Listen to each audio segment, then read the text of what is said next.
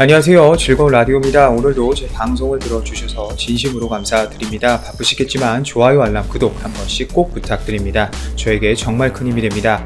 자, 오늘의 주제, 미국 통계 발표에 일본 수출 규제가 한국 삼성전자에게 아무런 소용이 없다는 현재 상황, 오히려 일본 반도체 줄도산 매각, 전자왕국의 몰락이란 주제로 여러분들과 한번 이야기를 나누어 보도록 하겠습니다.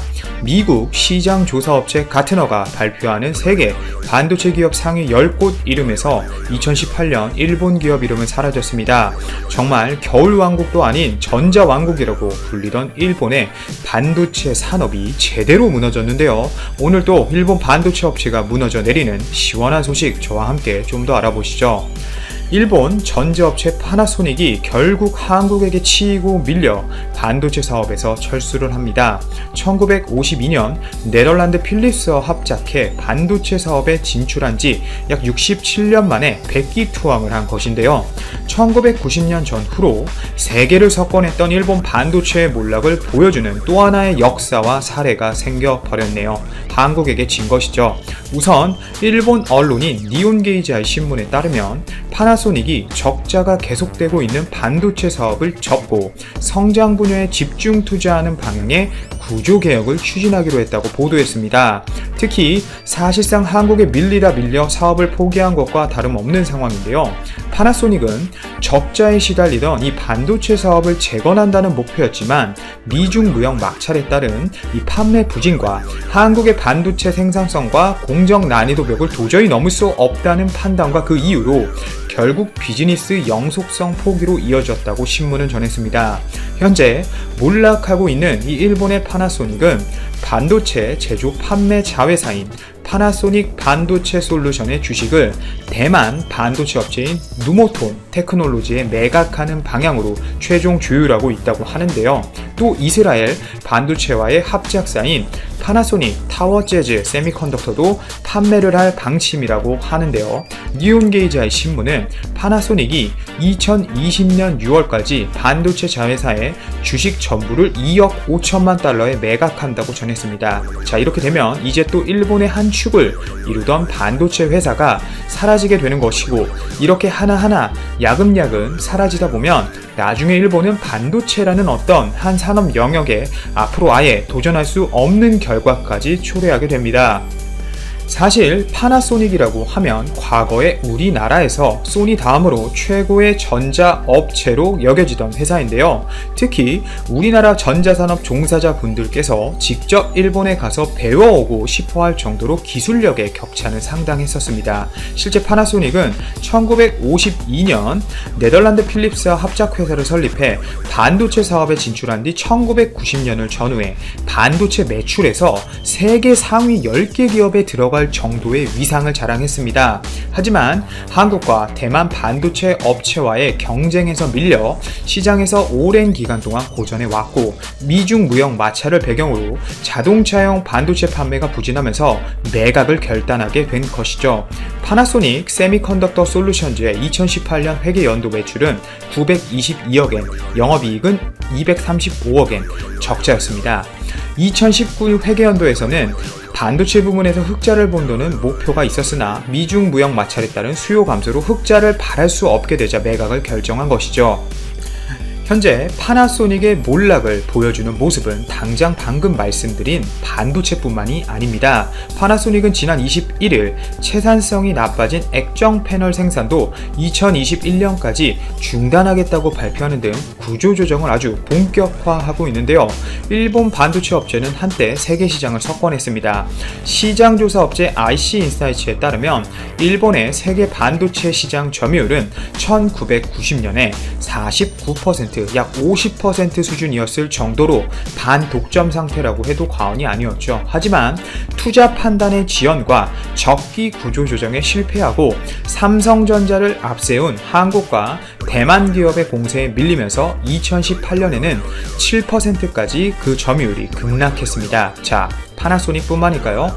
미국 시장조사 업체 가트너가 발표하는 세계 반도체 기업 상위 10곳 이름에서도 아까 말씀드렸듯이 2018년 일본 기업 이름은 사라졌습니다. 2019년도에도 당연히 사라지겠죠.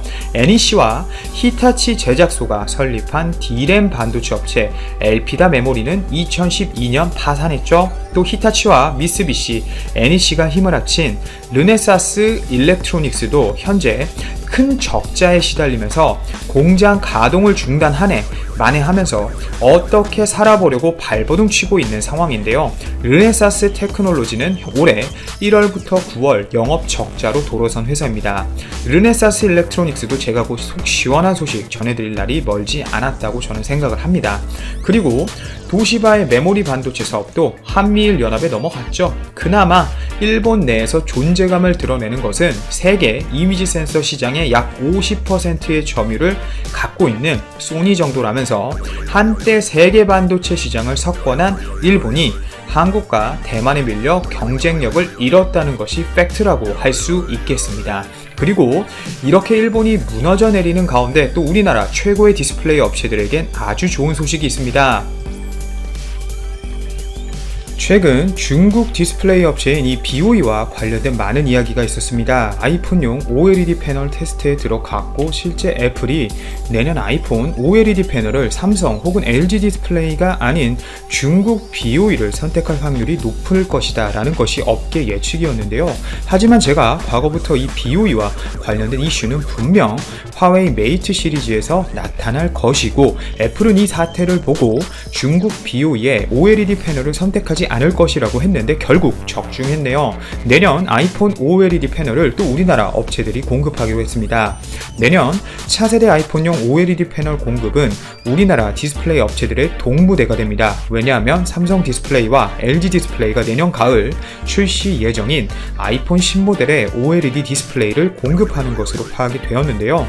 BOE가 중국 정부를 뒤로 해서 천문학적인 금액을 투자해 수율이 어떻든 품질이 어떻든 규모의 경제로 우리나라 OLED 패널 공급을 깨보려고 했지만 결국 기술 격차의 벽에서 무너졌다고 볼 수 있는 상황입니다. 실제 최근 화웨이 폴더블 폰인 메이트 X 시리즈에서 중국 BOE 패널에 문제점이 엄청나게 부각이 되면서 우리나라 OLED 패널과 비교를 딱 해봤을 때 품질적으로 굉장히 뒤처지는 모습을 직접 확인할 수 있었는데요. 애플도 결국 이에 동의를 한 것이라고 볼 수 있죠.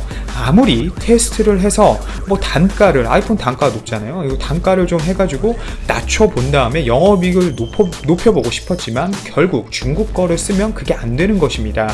물어줄 게 더 많다는 것이죠.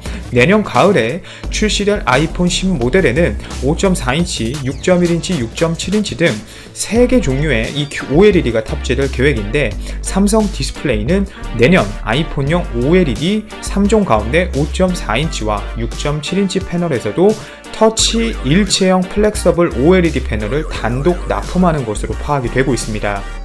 이 터치 일체형 패널이라는 것은 패널 내부 방막 공정 전에 터치 센서를 구현을 한 다음에 방막 봉정 공정을 진행하게 되면 터치 일체형 패널이 되는데요. 이럴 경우 별도의 필름을 사용하지 않게 되기 때문에 원가 절감을 통해 큰 이익을 개선하고 디스플레이를 또 더 얇게 만들 수 있다는 큰 장점이 있습니다. 실제 디스플레이 공부를 해보신 분이라면 한 번쯤 들어보셨을 만한 삼성 디스플레이의 Y옥타 이 기술이 바로 터치 일체형 OLED 기술이고 상용화에 성공한 기술이죠. 그리고 실제 상용화에 성공하고 대량 생산까지 가능한 업체가 현재 삼성 디스플레이밖에 없기 때문에 터치 일체형의 OLED 장점이 굉장히 큰 만큼 두 가지 종류의 패널을 삼성 디스플레이에 주문한 것이라고 볼 수 있습니다.